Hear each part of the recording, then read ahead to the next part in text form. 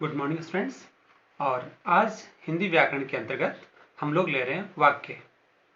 Students, पूर्व कक्षाओं में हम वाक्य के बारे में जानकारी प्राप्त कर चुके हैं, लेकिन हमारे यहाँ जो बोर्ड परीक्षा में जो वाक्य संबंधी प्रश्न आते हैं उनमें हमें वाक्य परिवर्तित कराए जाते हैं। तो हमें वाक्य के भेद जानने जरूरी हैं और फिर भेद जानने के बाद में वाक्य को परिवर्तित करना आना चाहिए। लेकिन क्लास हम इनिशियल स्टेज में शुरू करते हैं कि वाक्य क्या होते हैं। तो सबसे पहले आप जानिए कि वाक्य क्या है। हमने पढ़ा था कि भाषा की सबसे छोटी जो इकाई होती है उसे क्या कहा जाता है? वर्ण कहा जाता है। और वर्णों के सार्थक समूह को शब्द कहा जाता है। अब अगर शब्दों का सार्थक समूह बन जाए तो क्या कहलाएगा? वाक्य कहलाएगा। तो इसी वाक्य की आज बात कर रहे हैं। वाक्य का जो अध्ययन है उसको करने से पहले हमें वाक्य के अंग को समझना पड़ेगा कि वाक्य के कितने अंग होते हैं। तो यहां एक बार वापस आप स्लेट की ओर देखिएगा। तो देखिए, वाक्य में हम क्या पढ़ते हैं। सबसे पहले परिभाषा देखो। शब्दों का सार्थक समूह वाक्य कहलाता है। अर्थात जो हमने शब्दों का समूह बनाया है वो अर्थवान होना चाहिए। अगर उसमें कोई अर्थ नहीं निकल रहा है तो हम उसे वाक्य नहीं कहेंगे। मैंने कहा था कि वाक्य के अंग पढ़ेंगे, तो वाक्य के जो अंग हैं ये दो अंग होते हैं। एक तो उद्देश्य होता है, एक विधेय होता है, जिसे आप अंग्रेजी में सब्जेक्ट और प्रेडिकेट कहते हो। सब्जेक्ट उद्देश्य होता है और प्रेडिकेट विधेय होता है। तो क्या होता है उद्देश्य? जब भी हम कोई वाक्य पढ़ते हैं और उस वाक्य में जिसके संबंध में कहा जाता है, जिसके बारे में जो कुछ कहा गया है वाक्य में, वो तो कहलाएगा उद्देश्य। जिसके बारे में कहा गया है वो तो उद्देश्य होगा। और कर्ता के संबंध में जो कुछ कहा गया है उसे विधेय कहा जाएगा। तो कर्ता के संबंध में जो कुछ कहा जाता है उसे विधेय कहा जाता है, और जिसके संबंध में वाक्य कहा जाता है उसे उद्देश्य कहते हैं। एक तरह से उद्देश्य क्या होता है? कर्ता ही उद्देश्य होता है। उदाहरण के द्वारा और समझिए ध्यान से। सुमन पुस्तक पढ़ती है। इस वाक्य के दो अंग कौन कौन से हैं? इस वाक्य में दो अंग हैं। एक तो है सुमन, एक है पुस्तक पढ़ती है। तो सुमन तो कौन है? कर्ता है, पुस्तक पढ़ने का काम कर रही है, इसलिए सुमन हो गई उद्देश्य। और रेस्ट ऑफ पार्ट पुस्तक पढ़ती है, ये हो गया विधेय। दूसरा वाक्य और देखिए। वीर और साहसी सैनिक देश के लिए लड़े। इस वाक्य में भी दो पार्ट करें तो वीर और साहसी सैनिक, यहां तक ये उद्देश्य हुआ, और अगला जो पार्ट रहा देश के लिए लड़े, ये हो गया विधेय। तो उद्देश्य में कर्ता और कर्ता का विस्तार। अगर हमने किसी वाक्य में कर्ता की विशेषता बताई है तो कर्ता की विशेषता कहलाएगी कर्ता का विस्तार, और कर्ता स्वयं के दोनों पार्ट तो आ जाएंगे उद्देश्य में। और बाकी जो बच गया, क्रिया है, कर्म का विस्तार है, क्रिया का विस्तार है, ये सारा का सारा आ जाएगा आपका विधेय में। ठीक है, तो यहां तक आपकी बात समझ में आ गई होगी कि वाक्य के अंग कितने होते हैं। वाक्य के दो अंग हैं, उद्देश्य और विधेय। यह प्रश्न परीक्षा में कई बार पूछा जाता है। कोई भी सिंपल सा वाक्य दिया जाता है और कहा जाता है कि इस वाक्य में उद्देश्य कौन सा है और विधेय कौन सा है। अब देखिए, वाक्य के भेद कितने होते हैं। वाक्य का जब हम भेद पढ़ते हैं तो ये भेद पढ़े जाते हैं दो आधारों पर। एक अर्थ के आधार पर और दूसरा रचना के आधार पर। अर्थ के आधार पर वाक्य 8 प्रकार के होते हैं और रचना के आधार वाक्य के 3 भेद होते हैं। देखिए, अर्थ के आधार पर वाक्य के भेद कौन कौन से भेद हैं। पहला भेद है विधानवाचक वाक्य।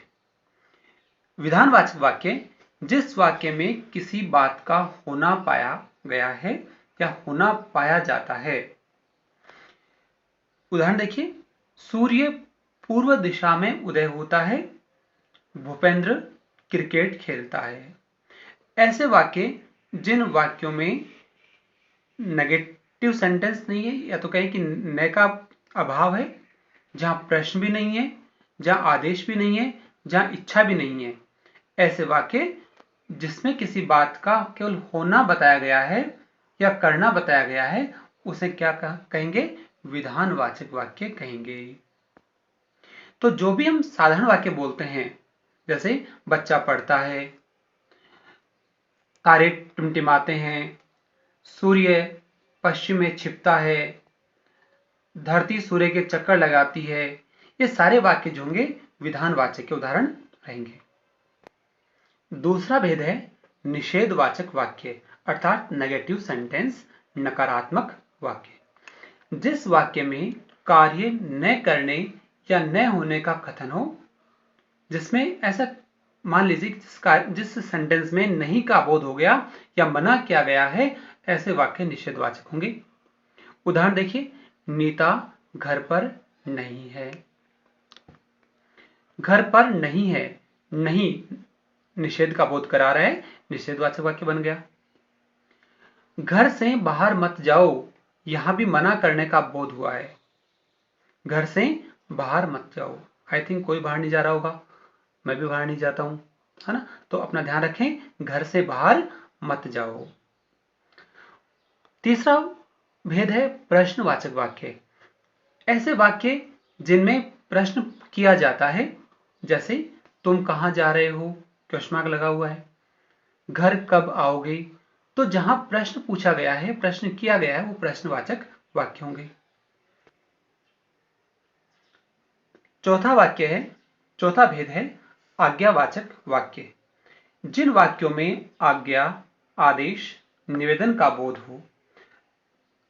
भेद तो कौन सा है, आज्ञावाचक, लेकिन आज्ञावाचक में हम निवेदन को भी शामिल करते हैं, आज्ञा को भी शामिल करते हैं। तो अगर किसी वाक्य में हमने कृपया शब्द का प्रयोग किया है, तो इसका मतलब हमने निवेदन किया है, विनती की है। उदाहरण देखिए, खिड़कियां बंद कर दो। खिड़कियां बंद कर दो, ये आदेश हुआ। खिड़कियां बंद करने का आदेश दिया गया है, इसलिए आज्ञावाचक वाक्य हो गया। आप चुपचाप बैठ जाइए, ये भी क्या हुआ, आदेश हुआ। लेकिन जब वाक्य में कृपया शब्द का प्रयोग कर दिया, तो ये क्या बन गया, निवेदन हो गया। तो निवेदन वाले वाक्य भी कहां आ गए, आज्ञावाचक में आ गए। कृपया मेरी बात सुनिए। पांचवा भेद है इच्छावाचक वाक्य। जिन वाक्यों में इच्छा, शुभकामना, आशीर्वाद का बोध हो, उन्हें इच्छावाचक कहा जाता है। आशीर्वाद भी कहा जाता है, इच्छा में आ जाता है। जैसे हमने कहा, आप सदा प्रसन्न रहो, आपकी यात्रा मंगलमय हो, ईश्वर करे पूरा विश्व शीघ्र कोरोना मुक्त हो जाए। तो इन तीनों वाक्यों में इच्छा है। यहां आप सदा प्रसन्न रहें, आशीर्वाद भी है और इच्छा भी है। आपकी यात्रा मंगलमय हो और ईश्वर करे पूरा विश्व शीघ्र कोरोना मुक्त हो जाए। तो इच्छावाचक वाक्य इस प्रकार से बने आपके। संकेतवाचक वाक्य, जिन वाक्यों में किसी कार्य का होना किसी कंडीशन पर निर्भर करता है, शर्त पर निर्भर करता है, उन्हें कहा जाता है संकेतवाचक। कोई ना कोई संकेत होगा किसी काम को करने के पीछे, उन्हें संकेत कहा जाएगा। जैसे यदि वर्षा होती तो फसल अच्छी होती। तो किसी भी कार्य के पीछे क्या है, कंडीशन है। फसल अच्छी होती कब होती, वर्षा अच्छी होती। तो नियमित अध्ययन करोगे तो अच्छे अंक अवश्य आएंगे। तो अच्छे अंक आने के पीछे कंडीशन क्या है, नियमित अध्ययन करना। नियमित अध्ययन करोगे तो अच्छे अंक आएंगे। तो यहां दोनों में संकेत है, वर्षा होती और नियमित अध्ययन करोगे तो संकेत हुआ। सातवां भेद है संदेहवाचक वाक्य।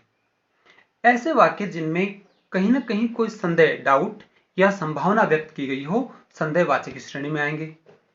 जैसे हम केवल संभावना व्यक्त कर सकते हैं कि विद्यालय जून में खुलेगा, शायद विद्यालय जून में खुलेगा, संभावना ही तो है, कंफर्म नहीं कर सकते खुल जाएगा।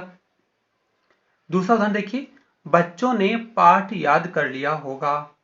अध्यापक ने बच्चों को पाठ याद करने के लिए दिया, अब बच्चों ने याद किया है या नहीं किया है, ये डाउटफुल है, संदेह। तो यहां कहा गया है बच्चों ने पाठ याद कर लिया होगा। आठवां भेद देखिए, विस्मयादि वाचक वाक्य। ऐसे वाक्य जिनमें आश्चर्य का भाव हो, जिनमें शोक, दुख का भाव, हर्ष, प्रसन्नता का भाव, ग्लानि का मतलब पश्चाताप, और चेतावनी आदि के भाव प्रकट हो, उन्हें विस्मयादि बोधक में रखा जाता है। जैसे ये भाव जो होते हैं ये स्वतः ही हमारे मन से प्रकट होते हैं। हम जब खुश होते हैं तो स्वतः ही कुछ शब्द मुख से निकल जाते हैं। जब हम दुखी होते हैं अपने आप मुख से कुछ शब्द निकलते हैं। जब हमें विस्मय होता है, आश्चर्य होता है, तो अपने आप कुछ शब्द मुख से बाहर निकलते हैं। उदाहरण देखिए, वाह कितना सुंदर दृश्य है। हम कहीं घूमने गए और हमने बहुत ही सुंदर दृश्य देखा और उसको देखते मन खुश हो गया और हमारे मुख से निकला वाह। वाह कितना सुंदर दृश्य है, प्रसन्नता का भाव है। हमने बहुत दिनों बाद अपने मित्र को देखा, हमें उम्मीद भी नहीं थी कि वो हमें यहां मिल जाएगा क्या, तो हमारे मुख से क्या निकला, अरे तुम यहां। आश्चर्य प्रकट किया हमने उसको देख करके।